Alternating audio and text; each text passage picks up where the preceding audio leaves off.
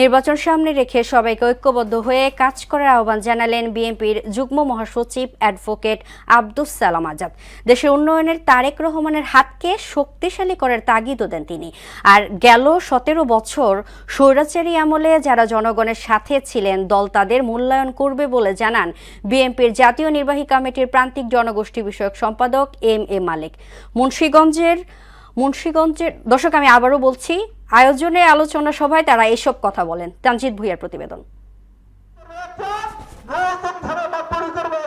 রাষ্ট্র কাঠামো মেরামতের 31 দফা বাস্তবায়নে আলোচনা সভার আয়োজন করে মুন্সিগঞ্জের লৌহজং উপজেলার বলতুলি ইউনিয়ন বিএনপি ও এর অঙ্গ সংগঠন। এতে বক্তারা বিগত সময়ে জেল জুলুমের কথা তুলে ধরে আগামী দিনে সবাইকে ঐক্যবদ্ধ থাকার আহ্বান জানান।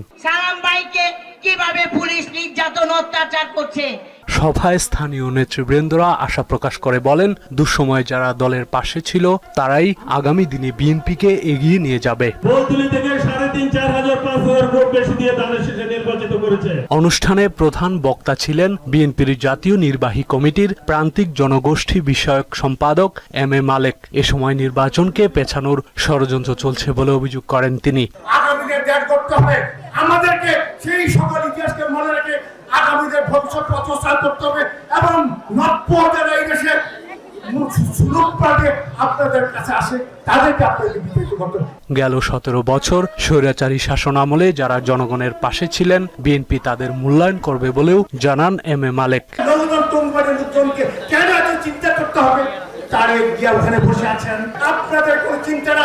যিনি তৃণমূলের মধ্যে ছিলেন এবং আছেন, তিনি নমিনেশন পাবেন। এতে প্রধান অতিথি হিসেবে দলের যুগ্ম মহাসচিব আব্দুস সালাম বলেন, শেখ হাসিনা গুম খুনের মাধ্যমে বাকশাল কায়েম করতে চেয়েছিল, আর বিএনপি 31 দফা বাস্তবায়ন করে আধুনিক বাংলাদেশ গড়ে তুলবে। 31 দফার মধ্যে যদি রাষ্ট্র ফিরে আসতে পারে তাহলে আমাদের দেশটি একটি উন্নয়নশীল রাষ্ট্র হিসেবে প্রতিষ্ঠিত হবে। দেশের মঙ্গলের জন্য, দেশের উন্নয়নের জন্য বাংলাদেশ জাতীয়তাবাদী দলের বিকল্প কোনো দল নাই। দেশের মানুষ হাসিনাকে পালিয়ে যেতে বাধ্য করেছে উল্লেখ করে তিনি বলেন, তারেক রহমানের হাত শক্তিশালী করতে ধানের শীষকে বিজয়ী করতে হবে। এখন আর কোনো ষড়যন্ত্রকে বরদাস্ত করা হবে না। ষড়যন্ত্রকে উপেক্ষা করে আগামী ফেব্রুয়ারি মাসে নির্বাচন হবেই হবে। আর কোনো ষড়যন্ত্রকে প্রশ্রয় দেওয়া হবে না বলেও হুঁশিয়ারি দেন আব্দুস সালাম আজাদ। দেশনেত্রী বেগম খালেদা জিয়া এবং তাদের নেতৃত্বের মধ্যে দিয়ে একটি সুন্দর রাষ্ট্র ব্যবস্থা প্রতিষ্ঠিত হবে। লৌহজংয়ের মুন্সিগঞ্জ থেকে তানজিদ ভুঁইয়া, মোহনা সংবাদ।